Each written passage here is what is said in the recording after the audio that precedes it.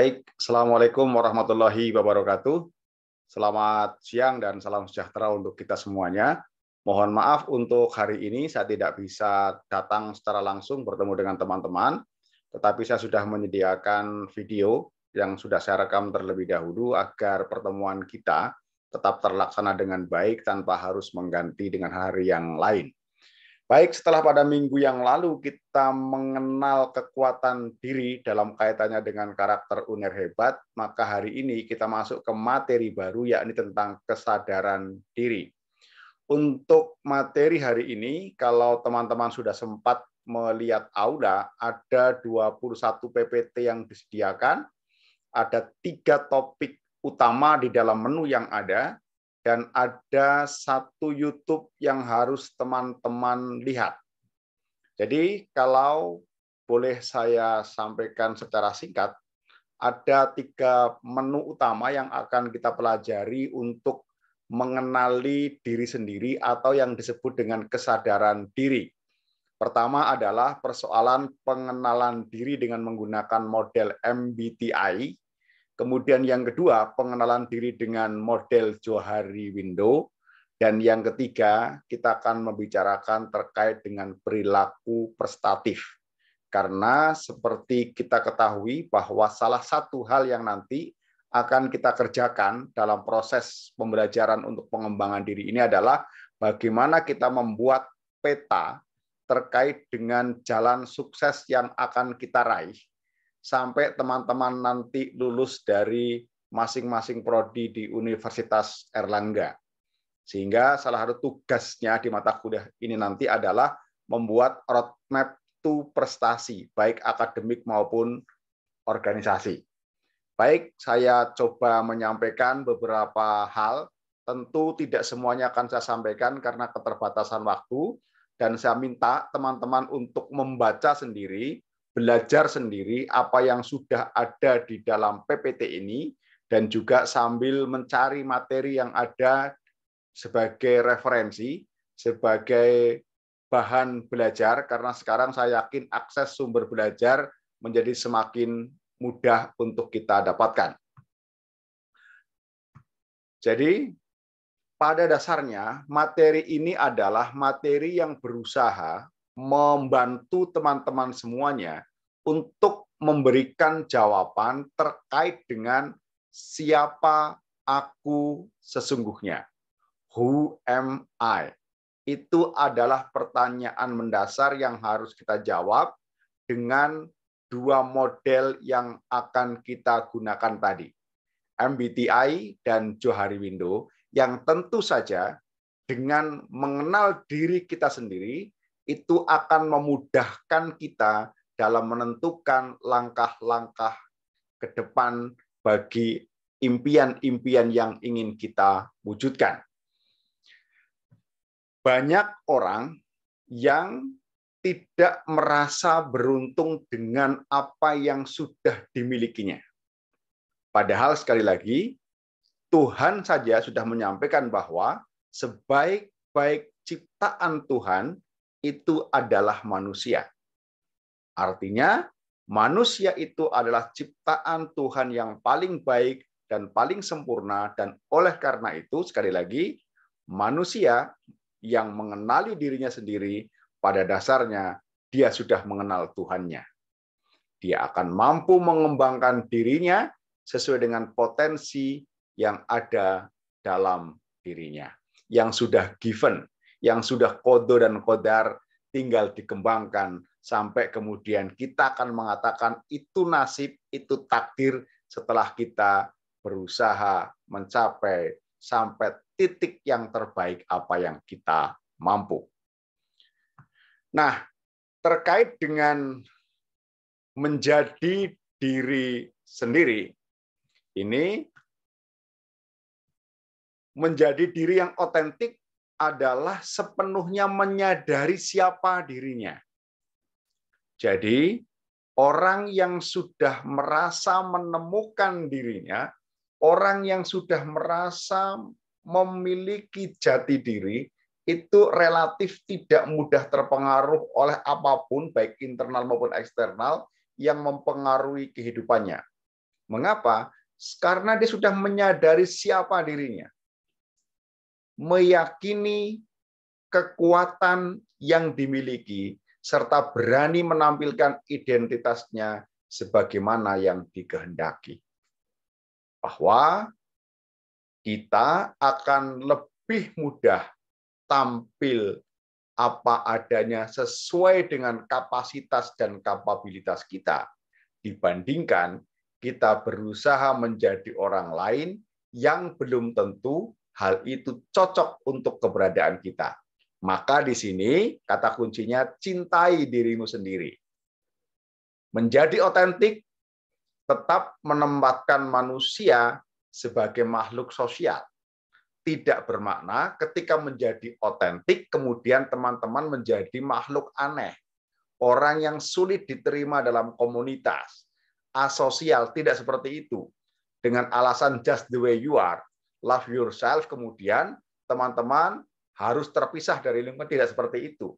Justru mestinya berkebalikan. Orang yang bisa menemukan diri sendiri, menemukan identitasnya, meyakini kekuatan yang dimiliki, maka karismanya akan muncul dengan sendirinya, sehingga kemungkinan dia untuk beradaptasi, kemungkinan dia sebagai makhluk sosial untuk berinteraksi dengan orang lain masih dapat terlaksana dengan baik.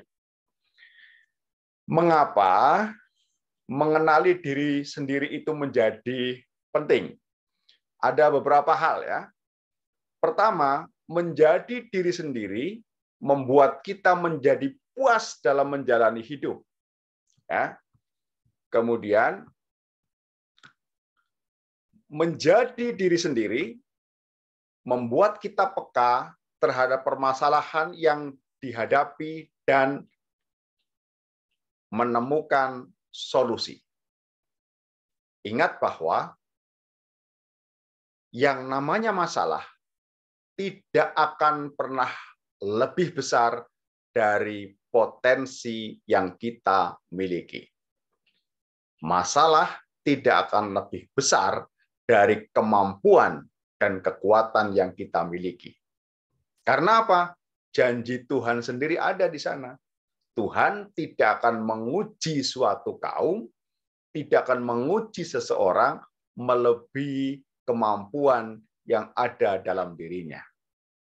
Jadi, dengan kata lain, sebenarnya kalau kita menjadi diri sendiri, membuat kita peka terhadap permasalahan yang dihadapi dan menemukan solusinya yang terpenting.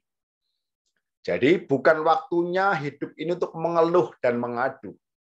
Hidup ini hanya menyalahkan orang lain. Bukan waktunya sekali lagi kita menyalahkan keadaan.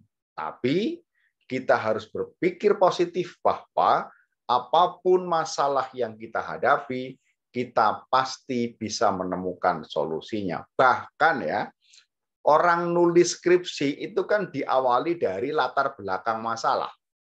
Kemudian masalah, baru ngomong teori. Jadi kita tidak bisa kemudian ujuk-ujuk langsung ke teori. Tapi kebiasaan menghadapi masalah, kebiasaan kemudian menyelesaikan masalah, itu akan menjadikan diri kita semakin terasah dalam menghadapi berbagai persoalan kehidupan. Mengapa yang berikutnya? Jawabannya adalah menjadi diri sendiri dapat menunjukkan siapa kita sesungguhnya dan kesan apa yang ingin kita tinggalkan.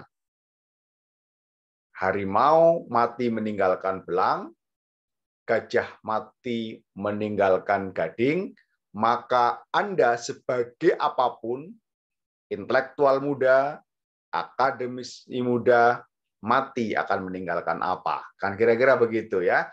Tergantung dari cita-cita teman-teman semua, impian teman-teman semua ke depan akan pengen menjadi apa, begitu ya.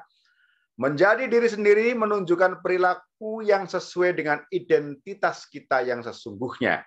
Jadi, kalau kita menjadi diri sendiri, maka karena tidak dibuat-buat, kita tidak akan selalu menjadi seseorang yang justru merasa terasing dari kehidupan, teralienasi dari kehidupan.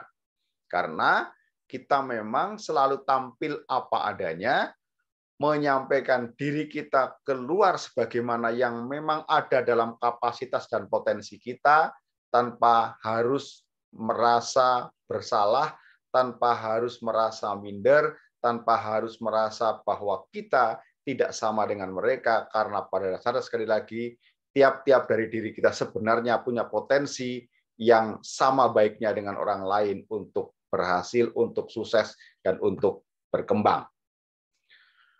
Untuk menemukan dirimu sendiri, maka pikirkan dirimu juga. Jadi, dalam bahasa yang lebih sederhana barangkali, ya, kenali dirimu, satu di antaranya melalui model yang disebut dengan MBTI, itu ya. Jadi, modelnya seperti ini kira-kira. Yang disebut dengan MBTI itu adalah sebuah model untuk mengenali diri kita, itu yang ditemukan oleh Isabel Briggs Myers, yang kemudian secara terminologis disebut sebagai the Myers-Briggs Type Indicator, atau disingkat MBTI tadi, sesuai dengan nama penemunya. Dan teman-teman kalau iseng-iseng buka di Google begitu, itu ada tesnya memang ya. Tujuan tes kepribadian ini adalah untuk mengetahui dan memahami diri seseorang atau preferensi psikologi seseorang dalam memandang dunia dan mengambil keputusan. Bagaimana dia mengambil keputusan, bagaimana dia memandang dunia, itu ada model-model yang dapat diterapkan dari model MBTI ini. Ada beberapa hal kira-kira yang dapat dibicarakan di sini.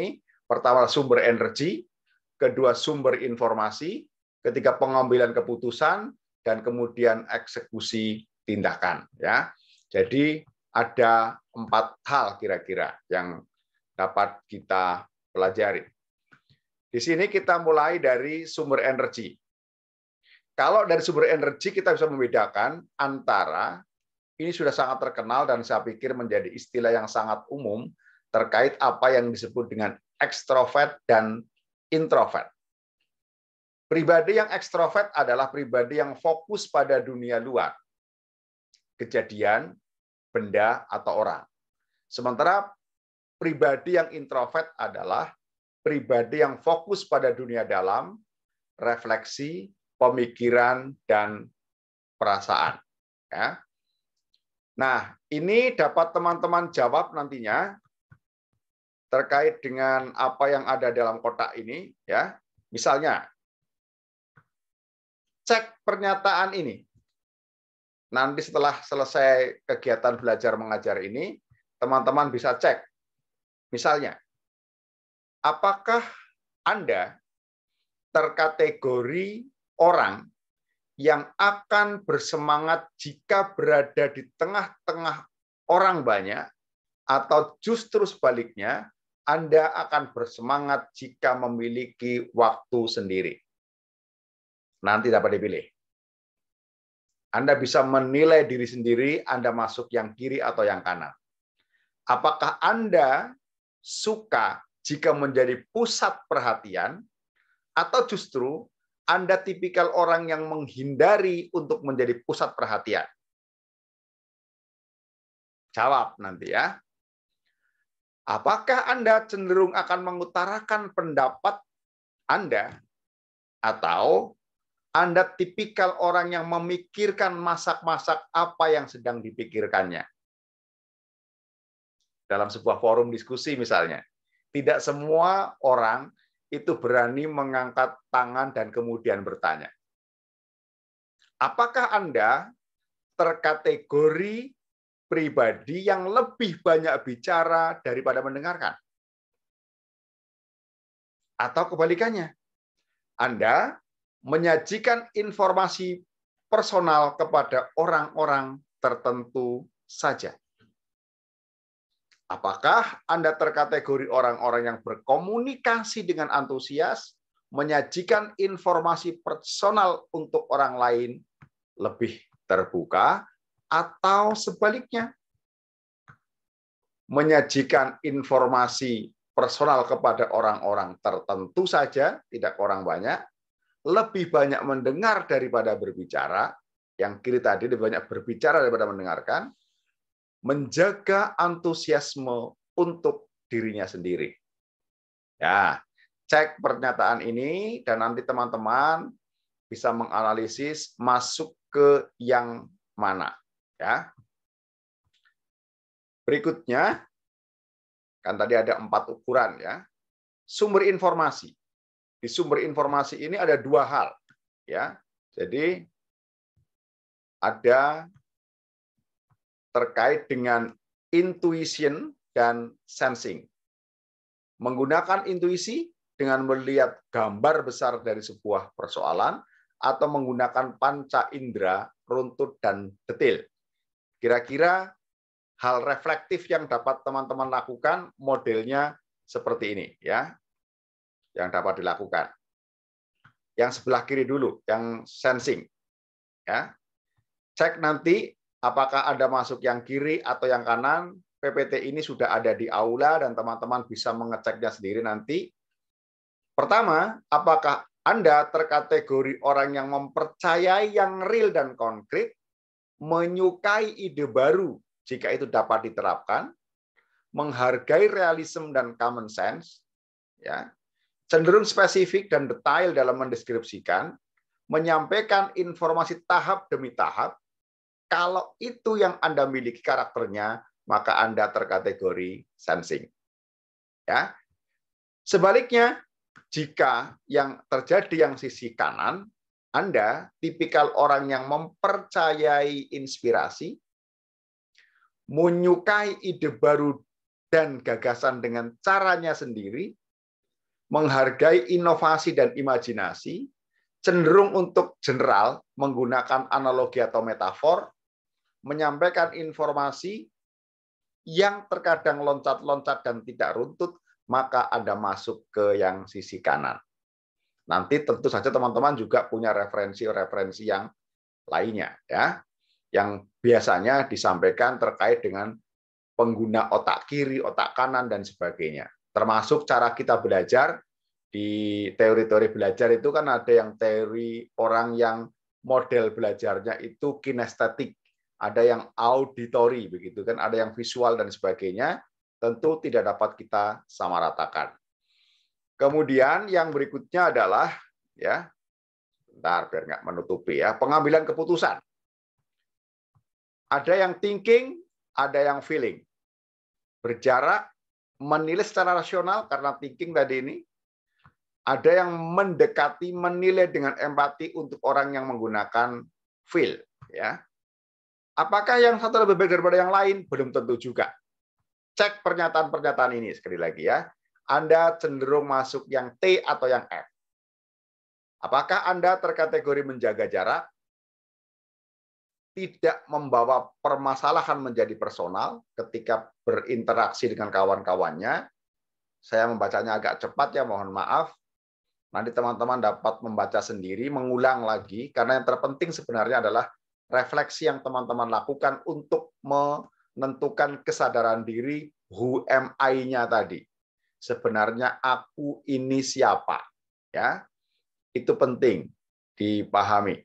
Dan sebenarnya hal-hal seperti ini itu juga ada dalam konteks-konteks budaya tradisi, dalam konteks-konteks budaya lokal. Ya, muncul kebijakan-kebijakan pikiran yang kemudian diformulasikan dalam berbagai format. Ya, orang Jawa misalnya mengenal sopo siro, sopo ingsun. Sebenarnya itu juga bagian dari apa yang kemudian menjadi jawaban dari who am I tadi. Apakah Anda cenderung menghargai logika dan rasional?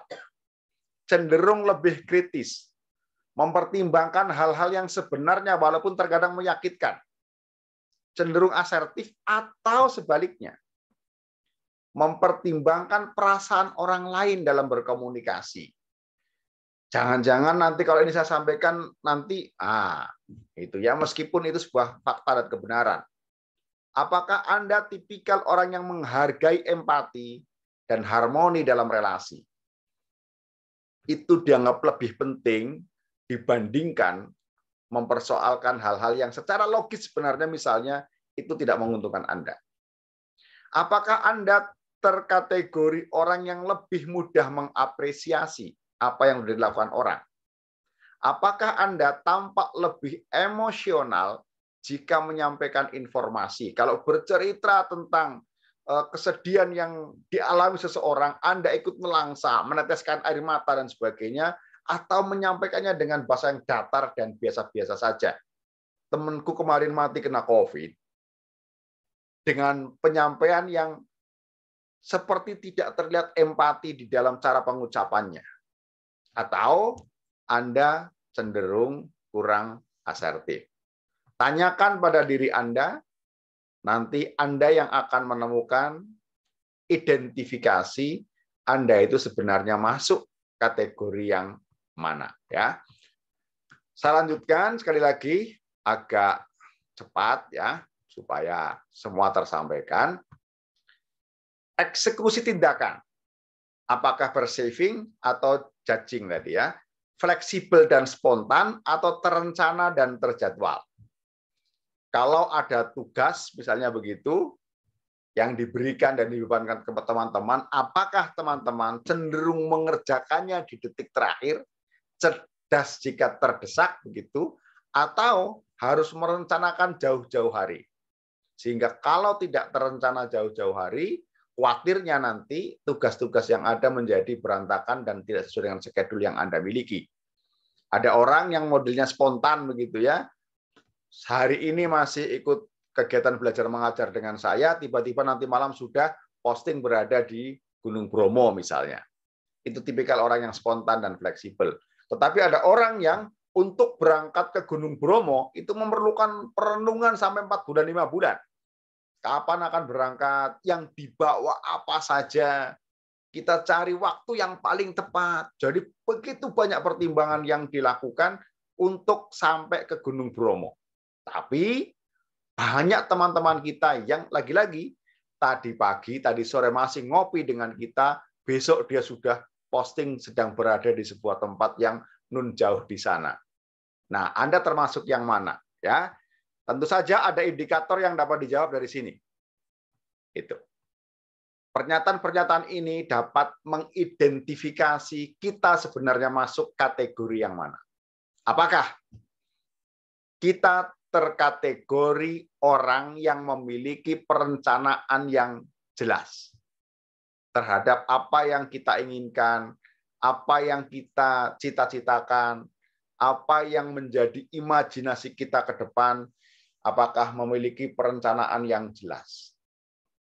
Apakah kita menentukan tujuan yang detail, lengkap dengan target waktunya?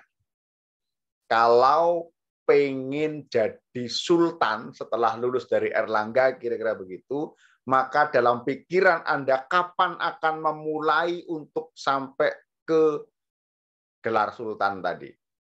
Apakah akan menjadi entrepreneur sejak dari mahasiswa atau menunggu lulus dulu, mendapatkan pekerjaan sebagai job seeker, baru setelah akumulasi kapital cukup banyak, baru nanti akan berbisnis? Ya kan? Menjadikan waktu sebagai hal yang serius dan memiliki tenggat waktu yang jelas. Sisi kiri itu. Ya, akan lulus 3,5 tahun misalnya. Akan kuliah di luar negeri S2 cukup 1 tahun atau 1,5 tahun misalnya. Kalau perlu langsung lanjut ke S3, 2 tahun saja.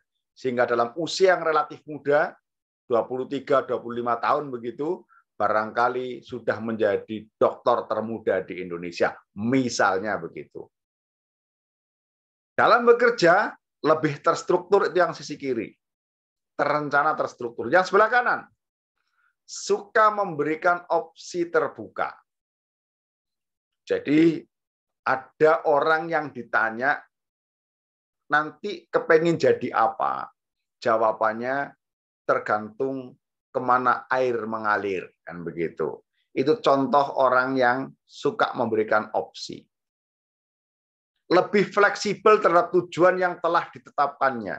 Jadi meskipun barangkali tetap punya target-target, tetapi target itu bukan merupakan harga mati bagi dirinya, karena lagi-lagi dia punya fleksibilitas terkait dengan capaian-capaian yang diinginkan, tidak kemudian selalu tetap seperti yang sudah pernah dituliskan. Saya sering meminta teman-teman untuk menuliskan, misalnya, kalau teman-teman nanti sudah lulus, sudah bekerja, mau menikah, kira-kira kalau nyari pasangan, apa saja kriterianya? Coba tuliskan saat ini di semester 2. Dan nanti bukalah kriteria itu ketika teman-teman sudah memantapkan pilihan pada seseorang untuk menjadi pendamping hidup Anda, dan ceklah apa yang pernah Anda buat di semester 2 ini, dari katakanlah 20 kriteria, berapa kriteria yang memenuhi dan ada dalam pasangan yang kemudian Anda pilih dan Anda tetapkan menjadi calon pasangan Anda. Ya. Tidak mudah panik ketika menghadapi situasi yang berbeda. Ada beberapa orang yang mudah panik, ada beberapa orang yang santai saja menghadapi keadaan yang ada. Kurang minyak goreng, banyak orang yang kemudian panik. Sehingga kemudian banyak pembelian karena kepanikan yang memperparah keadaan. Ya, karena takut tidak kebagian minyak goreng, satu keluarga 8 orang, masing-masing beli sendiri-sendiri karena ada pembatasan maksimal beli itu hanya 2 plastik begitu, masing-masing beli 2, kalau kali 8 menjadi 16 plastik. Itu contoh orang yang panik. Orang yang tidak panik tidak akan seperti itu. Toh tidak sendirian, tidak punya minyak goreng gitu ya. Kalau tidak ada minyak goreng ya sudah digodok kayak begitu kan ya. Itu contoh orang-orang yang tidak mudah panik menghadapi situasi yang berbeda. Dan dalam berbicara, orang-orang yang terkategori yang persevering tadi lebih spontan. Kita lanjut masih di halaman 16. Nah, nanti ini teman-teman baca terkait dengan tadi 4 variabel yang ada, sehingga nanti bisa mengarahkan teman-teman akan masuk kepada bagian yang mana dari peta jalan yang ada. Sekali lagi ini ketutupan saya barangkali ya beberapa. Nanti teman-teman bisa melihat sendiri di aula untuk mencoba mengidentifikasi terkait who am I-nya tadi. Tadi itu MBTI ya. Sekarang kita mencoba melihat dari perspektif Johari Window ya. Jadi mengenali diri sendiri dengan Johari Window. Disebut dengan Johari Window mengapa? Karena kependekan dari 2 penemunya. Ini kayak orang Jawa begitu, Johari ya. Tapi sebenarnya adalah Joseph Luff dan Harry Ingham begitu ya. Yang disingkat menjadi Joseph dan Harry, sehingga menjadi Johari untuk melakukan pengenalan terhadap diri sendiri yang konsepnya gambar-gambarnya itu mirip dengan model window ya. Disebut window karena bentuk gambar teori yang dibuat oleh 2 orang ini menyerupai bentuk jendela. Ini nanti bentuknya terlihat seperti ini ya. Jadi kalau teman-teman lihat Johari Window begitu ya. Di sini ada yang open, ada yang hidden, ada yang blind, ada yang unknown di sini. Yang open di sini area terbuka, di mana orang lain dan kita menyadari karakteristik tersebut ada.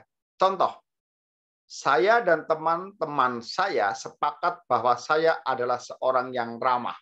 Jadi di sini memang semua orang tahu bahwa saya ramah, bukan karena saya sendiri yang mengatakan saya ramah, teman-teman saya juga mengatakan saya ramah. Itu open di sini. Ya, jadi noun to others, noun to self. Ya kan? Tapi juga ada yang ini, hidden, area yang tertutup. Di mana di dalam area ini kita tidak ingin orang lain mengetahui apa yang kita miliki. Dianggap rahasia. Kenapa? Barangkali ada kebiasaan-kebiasaan yang kita lakukan yang kita tidak ingin orang lain tahu. Jadi tersembunyi di sini hidden, ya. Kebiasaan-kebiasaan yang barangkali mungkin biasa-biasa saja, tapi karena secara etik misalnya itu dianggap barangkali bisa mempengaruhi citra kita, maka sengaja kita sembunyikan.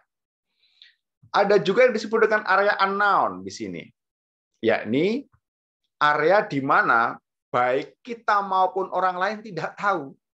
Ini yang tidak direkomendasi, ya.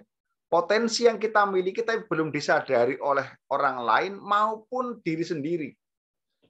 Jadi kita punya bakat-bakat tertentu sebenarnya, tapi karena kemudian kita tidak berhasil mengidentifikasi itu, kita sendiri tidak mencoba mengembangkan. Dan orang lain apalagi nggak bisa menangkap.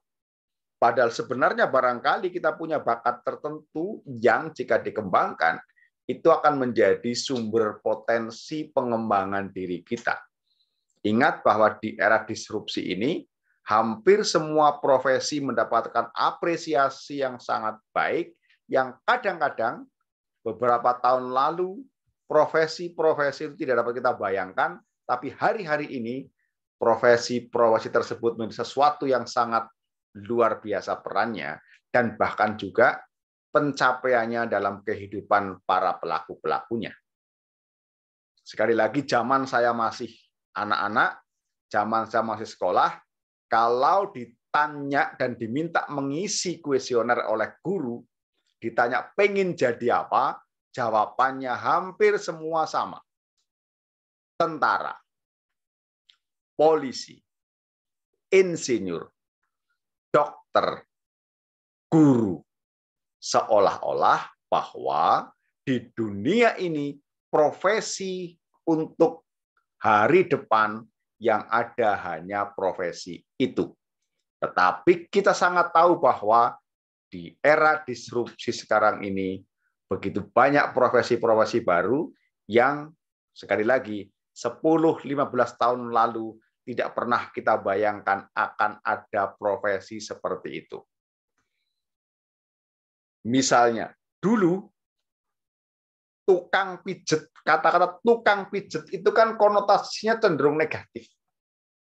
Tapi sekarang teman-teman tahu bahwa yang namanya terapis itu luar biasa apresiasi dan penghargaannya, apalagi bagi teman-teman yang suka nonton olahraga itu, ya. Di hampir semua klub-klub besar itu terapis selalu berada di pinggir lapangan bersama dengan manajer atau pelatih masing-masing tim yang siap menolong sewaktu-waktu timnya jika ada hal-hal yang memang memerlukan peran terapis. Yang dulu dianggap sebelah mata, sekarang menjadi profesi yang luar biasa. Dan banyak sekali contoh-contoh yang ada selain tentu saja yang sangat milenial adalah terkait dengan persoalan profesi-profesi baru yang ada di platform-platform seperti YouTube dan sebagainya. Dan kemudian yang satu lagi disebut dengan area blind tadi. Area blind adalah area di mana orang lain tahu, tapi diri sendiri justru tidak tahu. Misalnya gerakan-gerakan kecil yang tidak kita sadari, yang sering disebut dengan latah dan sebagainya itu dalam skala yang agak besar begitu, ya. Atau yang kecil-kecil saja senang ngupil dan sebagainya itu kan, ya. Jadi area blind di mana orang lain tahu tapi diri sendiri tidak tahu. Oke. Nah, karena sudah sampai ke fase ini berarti teman-teman sebenarnya sudah sampai kepada 3 topik yang akan kita jadikan menu hari ini. Yakni pertama tadi pengenalan diri sendiri dengan menggunakan model Johari Window tadi, ya, yang diomongkan sekarang ini, dan yang sebelumnya adalah MBTI, dan tentu saja dengan pengenalan diri sendiri tadi, baik melalui MBTI maupun Johari Window, kita punya modalitas untuk melakukan penyusunan peta jalan kita.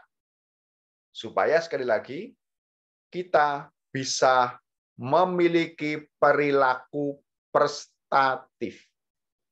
Prestasi itu bisa dalam bidang apa saja, selama kemudian bidang-bidang yang menjadi inspirasi prestasi kita akan membawa kita pada peninggian derajat kita sebagai manusia menurut pandangan orang maupun pandangan kita sendiri dan apalagi di mata Tuhan. Nah, yang berikutnya ini teman-teman diminta untuk mempersiapkan ya terkait dengan mempraktekkan dengan teman Anda untuk mendapatkan gambaran tentang diri Anda. Caranya bagaimana?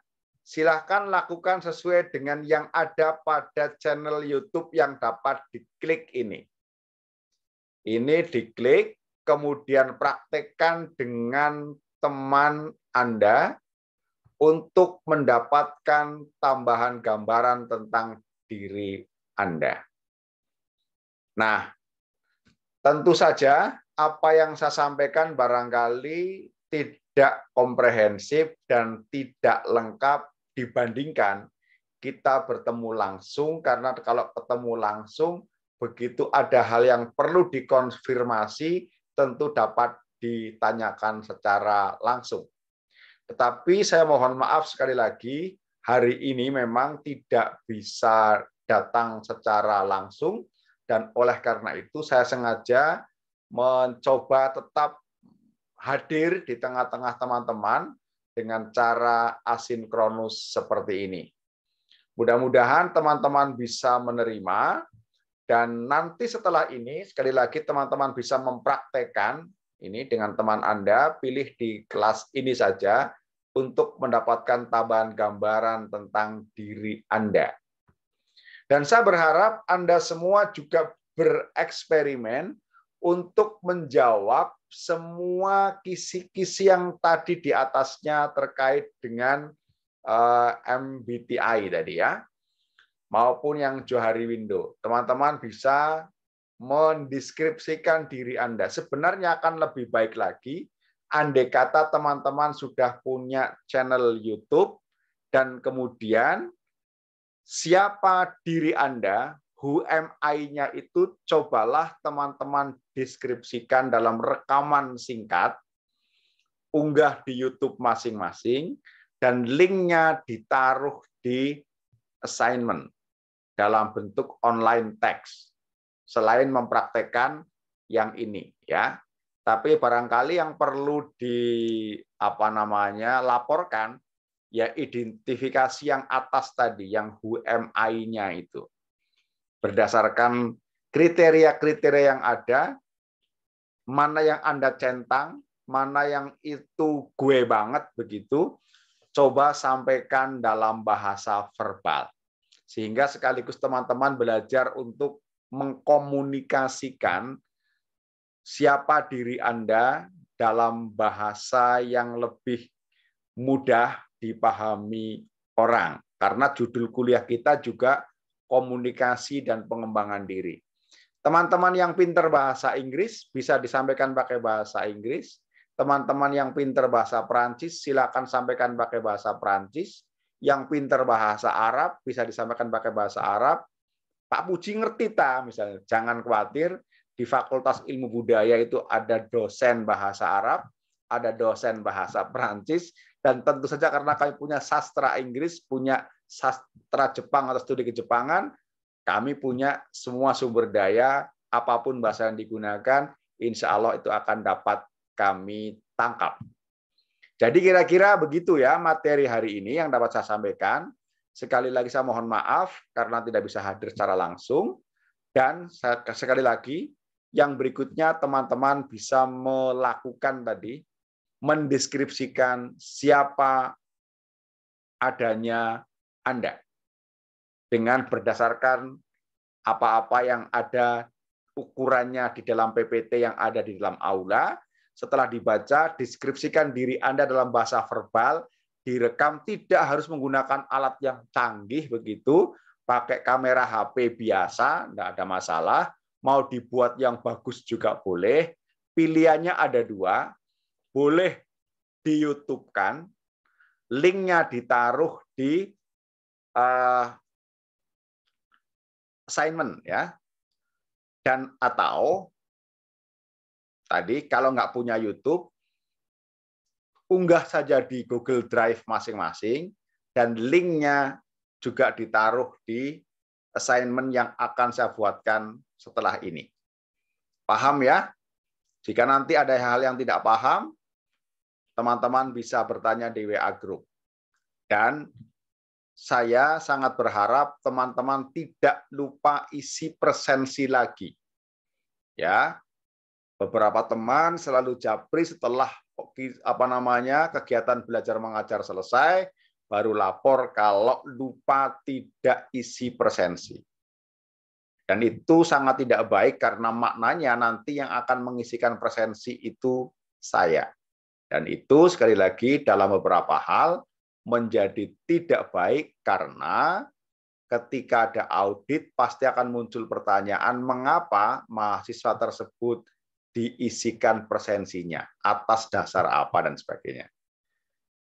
Demikian apa yang dapat saya sampaikan, mudah-mudahan bisa menjadi renungan dan refleksi awal terkait kesadaran diri, terkait usaha menjawab siapa adanya aku, A kecil, A besar maupun AKU besar semua, itu dapat diidentifikasi dengan tools yang tadi sudah disampaikan, yakni MBTI dan model Johari Window, yang bisa menjadi bahan pertimbangan kita terkait peta jalan roadmap to prestasi yang diawali dengan perilaku prestatif.